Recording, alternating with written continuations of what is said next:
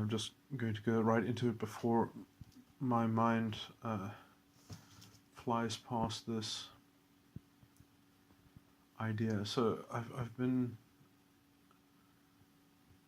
thinking about this concept before it slips my brain. What does it have to do with freedom?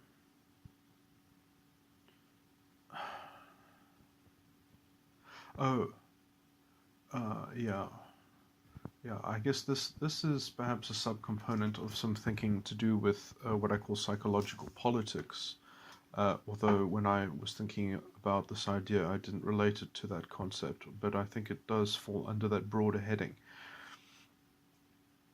That at the end of the day, what you have is a kind of what culture is can be conceived of as a kind of reservoir of patterns and behaviors. And at the end of the day, you're not ever going to get past that, And I've often I've discussed some issues of which are generalizable on the level of how subcultures relate to a collective. And there are more, at least there's more potential for subculture today, although I would argue that there's nothing really that new under the sun. It's just happening in a more concentrated fashion because people can aggregate with technology. They can sort of communicate more efficiently than they could before, and that is allowing these things to manifest in ways in which we can have an electronic record of them through our screens and such. We can look back and see the patterns better, so we can have a better pattern recognition. So I would not say that these things are new, but we have better visual representations of them now. We have better record keeping of their behavior. And so in some sense I do see this electronic information age as being a repository of the soul and of the elements of psychological politics. And I just to lay bare the framework of that, one just has to have. I mean, I'm not going to say anything that novel. What I'm about to say is not novel at all. In fact, it's just some very amateurish basic thinking on this particular aspect of the subject, at least, and that is culture is a loose connection of, you can call it rules. That's probably not a good idea, but at the very least, let's use some early scientific language. Regularity. So people have this sense of what is expected, what is generally anticipated in scenarios and such. What leads to what. This can lead people to be neurotic in some sense. I think this kind of predictability and the question of predictability, which is held as, which is the reservoir which people label culture, or I'm saying properly, that is what culture is, the repository of. When this is done on the level of language in Japan, for instance, it feels incredibly confining. I do think that certain languages are better than others in terms of how the language itself interfaces with the culture and how malleable the language is to adaptation. And obviously, purely capricious change is not a substitute for an organic, let's say, sphere of, let's call it a melting pot, and a contest of wills to some level, and so in as much as the language is a certain representation of a certain ideological battle on some level, that it is a living field in some sense. Now, I was going to just just to illustrate some of what I'm trying to deal with, part of the issue. I remember there was a long discussion that I got into on a forum where we were talking, people kind of, it was a kind of a more philosophical, social commentary on certain issues, and I was basically putting forward and suggesting certain ideas that there are some people who are, let's say, deserving of sympathy, but to which their problems will not be fixed the way that they expect them to be fixed, or the way that they want to be treated, and that is that simply human beings only have so much attention, which comes from, let's just say, you could call it intelligence on some level as well, that you're going to give up too much if you expect everyone to treat everyone else as a complete novel alien entity that has to be introduced, like that has the full right to be perceived the way they perceive themselves, and therefore they get to induct people into being introduced to them. It's such an autistic, one-sided thing that, we have culture that negotiates this for us. And if you're not willing to, let's say, play the cultural game and to change the culture, and you just want to be treated according to some new standard of some kind of pervasive universal claim of some kind of human right or something like that, and sort of just throw all of culture into the bin, it's kind of that's not going to happen, because yes, you can say that some people have it easier in culture, some people are culturally privileged, let's just say that. It's I'm not going to say it's an accident, but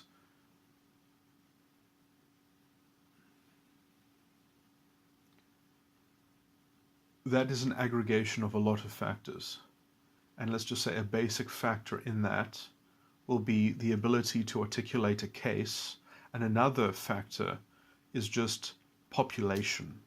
Literally just, let's just say, numbers, pure numbers.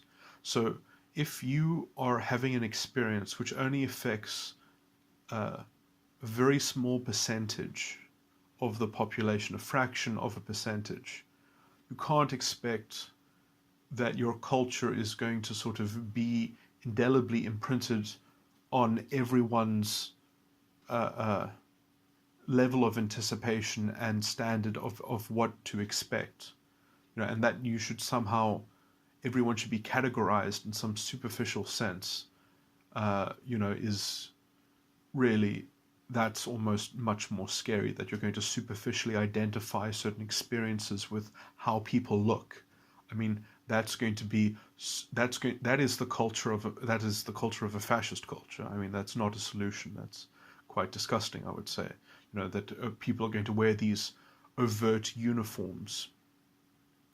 It's much better to negotiate it, let's just say, through fashion and through actually dealing in the culture. And yes, if you are one unique individual which does not conform, you cannot expect everyone to have a built-in response that accords to your unique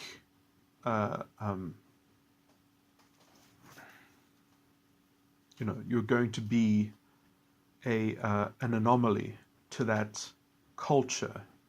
The idea that you can kind of anonymize everything and create this kind of weird third space that everyone should just kind of be adopted by, the values of that third space, and it has an answer, a universal answer for everything, and a categorization of everything is essentially a totalitarian precept. But so I wanted to make a slightly different point as well. I just want to backpedal slightly.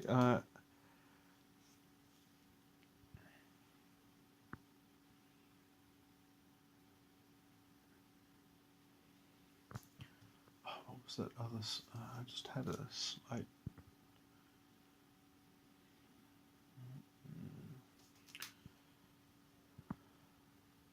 So I just saw an avenue to make a different point, which was also quite an important point.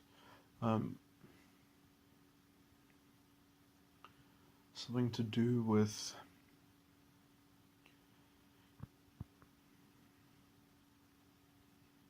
so the value of negotiation itself, which, you know, look, there are lots of issues interlaced with this, because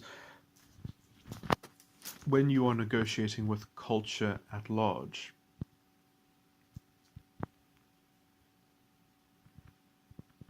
you only have the right to do that when you are representing, let's just say, a group experience. Because if you're representing an individual experience, if it's not shared, that experience is not shared, you cannot expect to lay down a cultural track. And, you know, generally speaking, the utility of these tracks, you know, we're probably moving into a world in which they less and less pertain. No, I shouldn't say that, but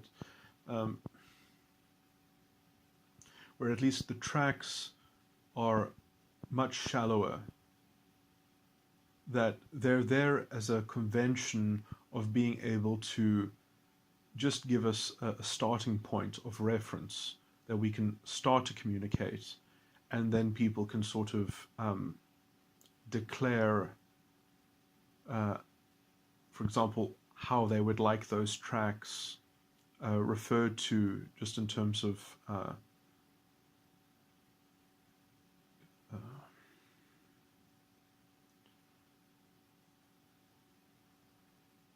perhaps a duplication of conventions, duplication of symbols, you know, or at least a negotiation, an interpersonal communication of how those things are going to be related.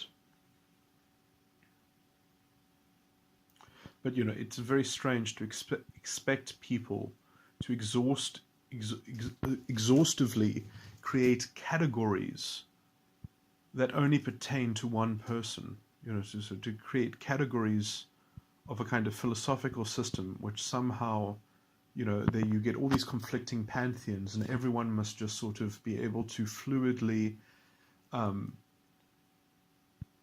remember where you last left off, or remember a kind of encoded barcode of preferences in terms of your philosophical preferences, and sort of only conform to those, you know, and as if you cannot confront anything that is disagreeable, and that you're not able to sort of make noises that negotiate any form of disagreement, you know. So there's a vocabulary of disagreement gets almost completely swept up in this, you know, fixation that everything must already be resolved on the level of culture. Culture must already perfectly facilitate the individual.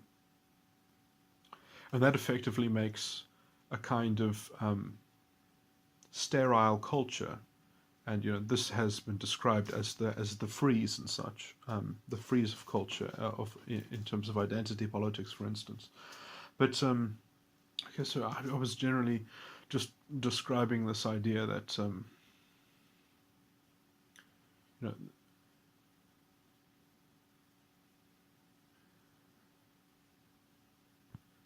it's also slightly cruel to expect people to absorb a lot of their attention into peripheral issues which, let's just say, aren't relevant to their preferred way of life, let's just say. So let's just say that, yes, if they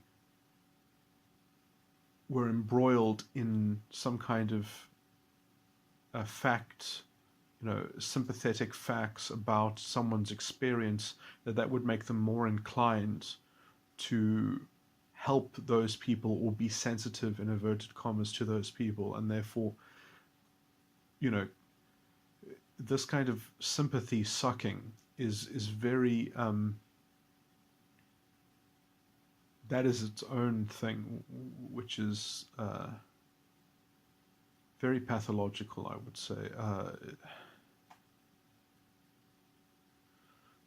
because the implication of that is that out of sympathy, people should, let's just say, take decisions that are against their own self-interest, but sort of make some sense and some cultural rectification, in that we need to offer more cultural space to people based on some kind of sympathy that is deserving to them, which is deserved to be delivered to them on behalf of the culture. So on behalf of the culture, you need to make more space in your culture for a group.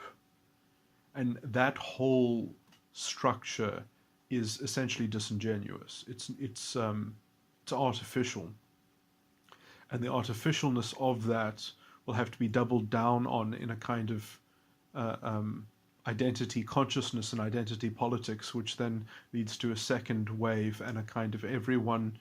You start getting closer and closer to this very alien space, which is essentially completely disingenuous, where you have no authentic communication happening between individuals at all at that point, because they can only interrelate to one another in terms of their membership of these groups and as representatives of these groups that somehow share this culture between them, which they have to kind of politically carve up.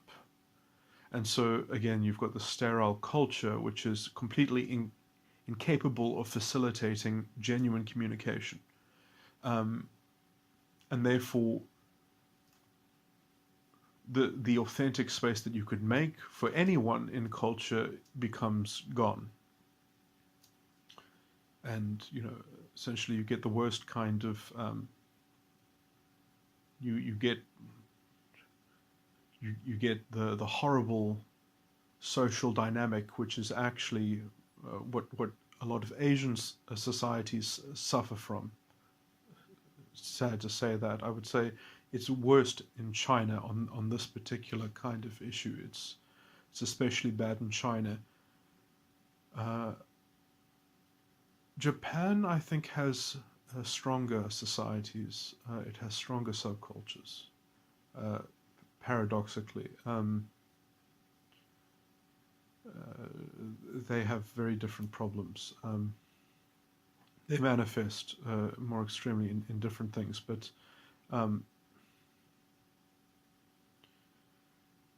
the cultural stresses, let's just say, but in some general sense, they both do suffer from the fact that the only respite that they have,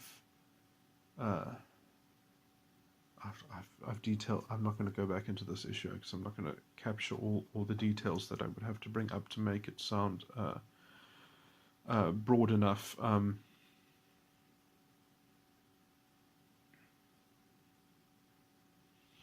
Anyway,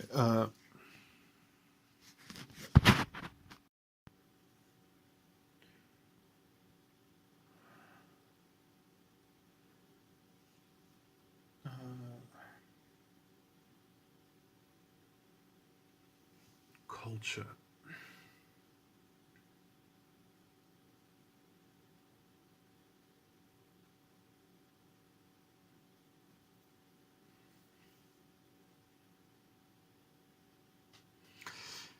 So, I mean, in some sense, culture will always be antagonistic to the individual. And in some sense, it will always be disproportionately antagonistic on whatever. And it is its own facility, though. Like, I mean, I would say, there is something, to be said that it is disproportionately controlled by people that should not have power, or that have a disproportionate amount of power, seemingly amount of power over being facilitated by that.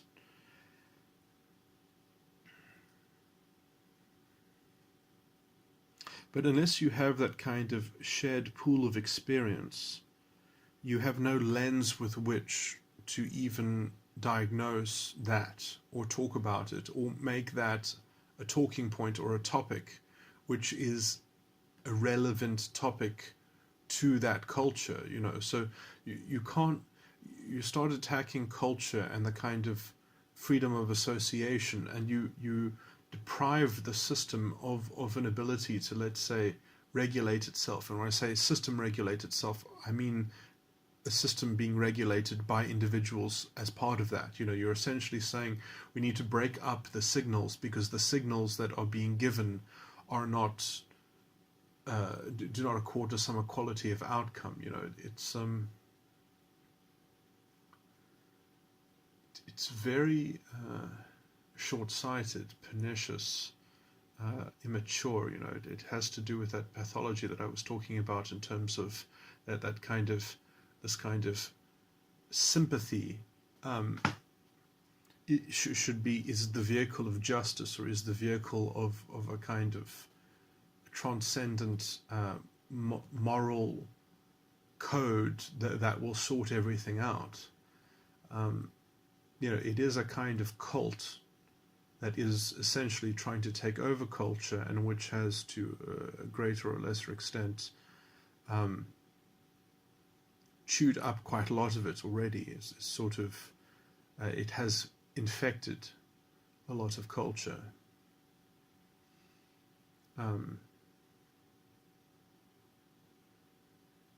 It's kind of something like a zombie virus, and on some level it proves its own point, because it is exactly what it supposedly complains about. It is the example of the corruption that it complains about, which is endlessly ironic. And so, I mean, on some level, I think that it's quite a useful educational tool, because it shows how, let's say, the control of the exploitation, the control of people who exploit the system occur because of the kind of strange ideological support for ideologies that masquerade as the solution, and which have this kind of weird sympathetic connection to the plutocracy, which it kind of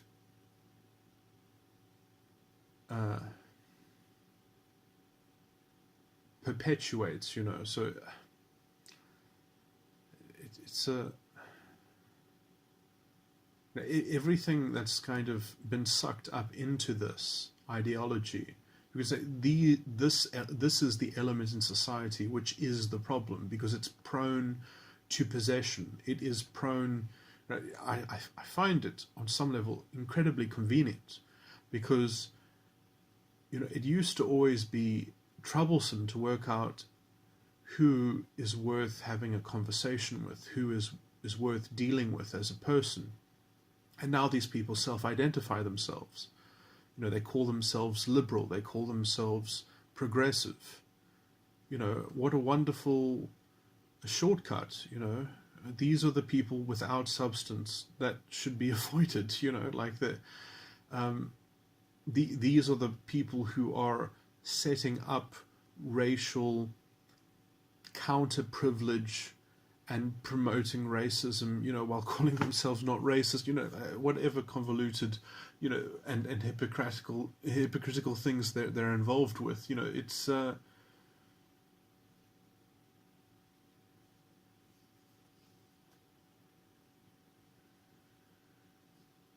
mean, yeah. So I mean, what I'm saying is not a solution, but I do think that on a cultural level, it is very convenient when you work out, well, this is the marker that these people have conveniently provided, that I can use to sort of remove the people without substance from my sphere of communication. I don't have to be subject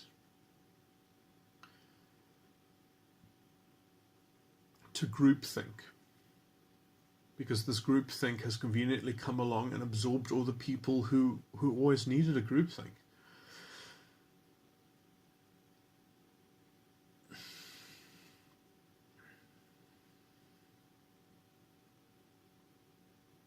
And sadly, this is also, what causes the arrested development of real transformation and authentic development. These are the people who essentially set up plutocratic political corruption through their ideological corruption, which is, how all ruling elites and how all political exploitation, it's all, I really hope that it's so well documented, because this needs to teach people in the future exactly what the problem is. This is the best education that the planet could ever have, going into the future, however badly it's going to manifest in the present. There might be a fascist uprising in South Africa, there might be a genocide. At least then I think we might be able to get a truly non-racialist mentality off the ground. Essentially what South Africa suffers from is an uninterrupted racialist, chauvinist government that has just carried on since 1994, and now we have explicitly betrayed our non-racialist values. We've got people on the radio who are effectively war criminals in waiting, creating this huge rhetoric for collective punishment. That is the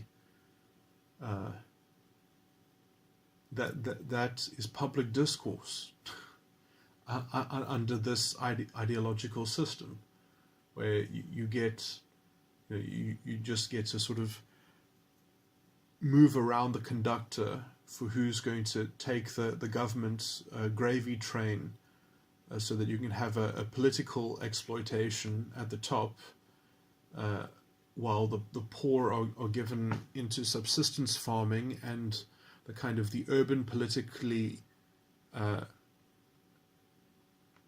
connected exploiters will grow rich like any banana republic off the resources, and they'll just give up actually authentically developing the country because the sabotage of the economy essentially is endless, because the only form of progress that they will put policy behind is essentially the zero-sum revenge game of redistribution, instead of actually trying to help business grow. That they won't assist people in being attractive and useful to promote business interests. They want businesses to abuse themselves to provide, a greater sympathetic, so the good government is going to make the bad private sector work for the people, where it's a capitalist system that needs to actually be profitable. In fact, the more profit that it makes,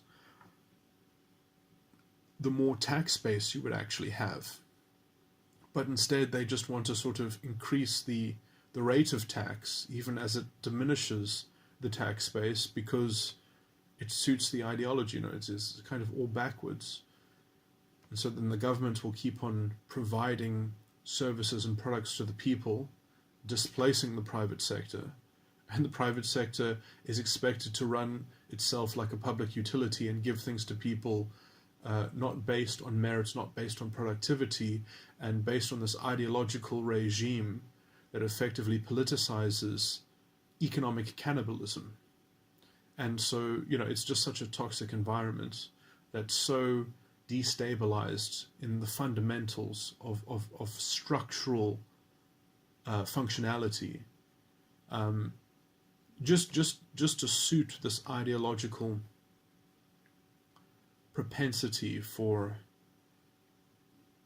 I mean, it's hard to say that it isn't scapegoating, but I mean, every system of exploitation needs to have a scapegoat to sort of divert the pressure away from self-criticism and any kind of humility. So, this all gets, the humility is thrown out with the baby, because essentially the bath water of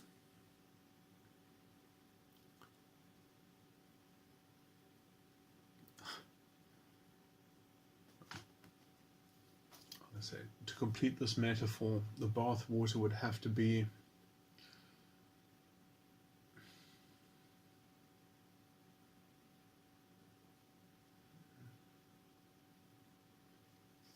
white guilt. But you see, the problem is that when you define success, like let's say legitimate success, like you've made a profitable business, if you define that as exploitation, so success in your system is evil, is wrong, is privileged,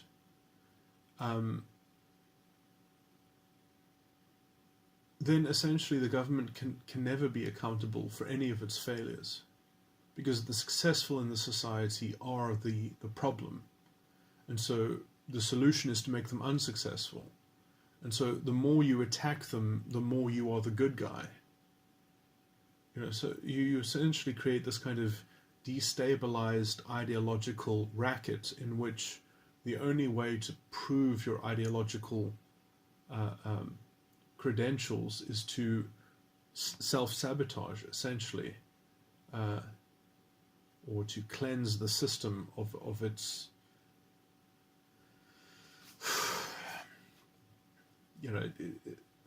the level of fascist rhetoric in this country is so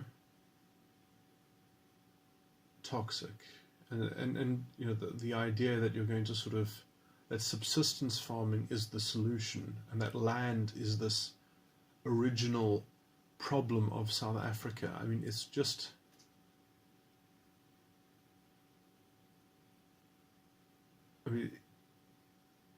to me, it's quite obvious that the problem is that they need a way to continue to corruptly siphon funds from the state, but that they're going to have to take less money from state coffers, and so that they need to plunder the private sector directly, even at great systemic threat to important institutions. So they're literally playing with fire, because even playing with fire allows them to shed some of the focus from all the publicized corruption. And so, it's this wonderful smoke and mirrors trick, and I'm sure the EFF are just betting on the chaos that will come as part of it. Because in any kind of messy, violent, genocidal thing, they will say that they'll stage a coup, and they'll justify it as, we're trying to be responsible. It's better to have a led revolution than an unled revolution. And Julius Malema has already explicitly said this. He's already essentially laid down the foundation of his coup narrative.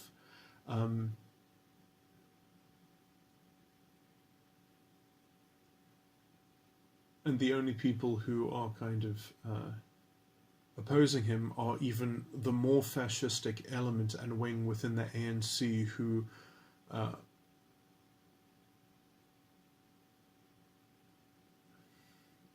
it's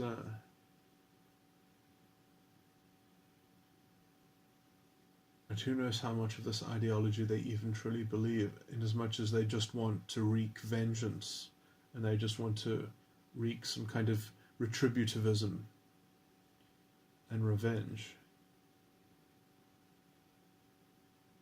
which That is the rhetoric, that is the mentality that is needed for a corrupt, political exploiting class to protect its elites by imprisoning everyone in this grand narrative of colonialism needs to be paid for, colonialism needs to be undone. I mean, that is what the Rainbow Nation at its beginning was not about.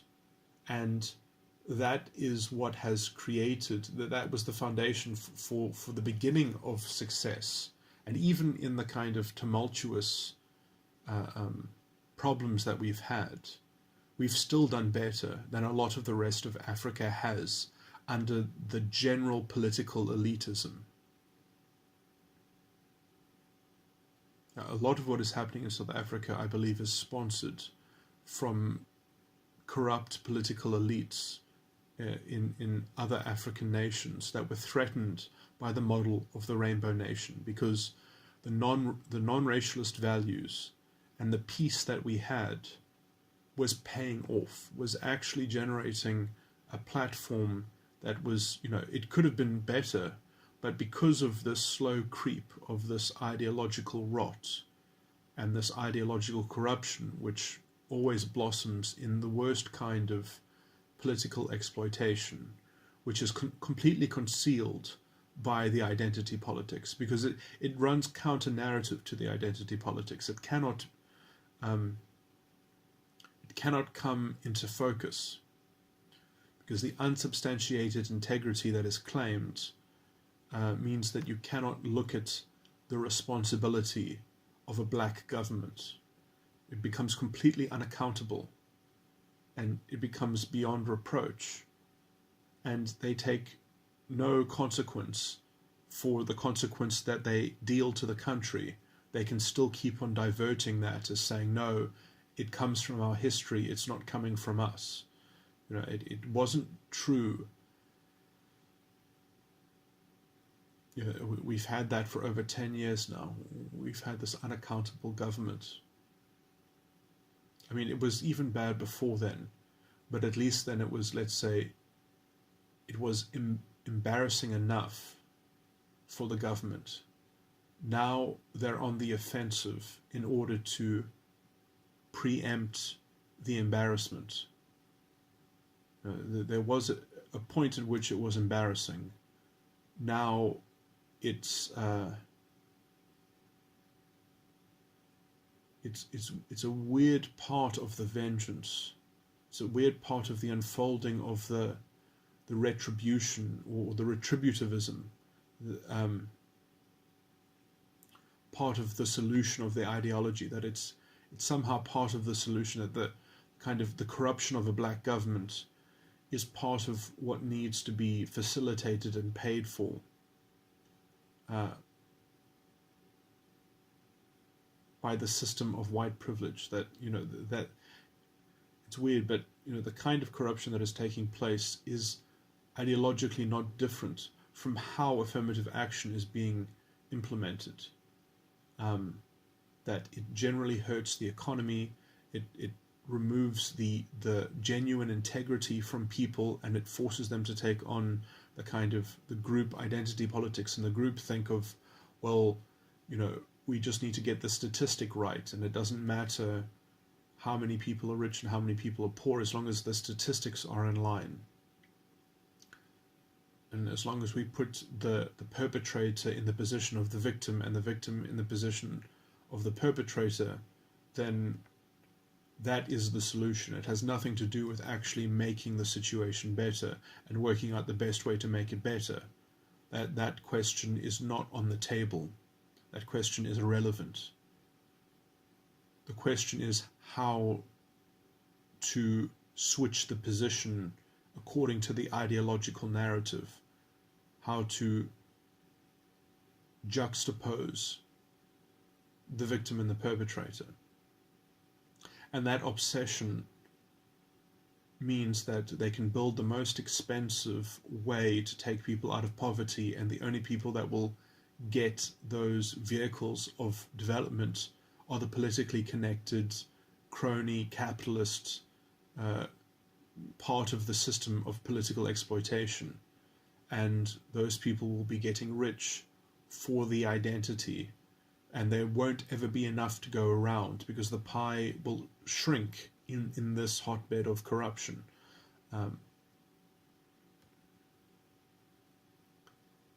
It's very messy when you're using morality as the tool for development. It's and a bankrupt moral system as well that only works in as much as you can force everyone to swallow the same narrative. It's essentially proto-fascism.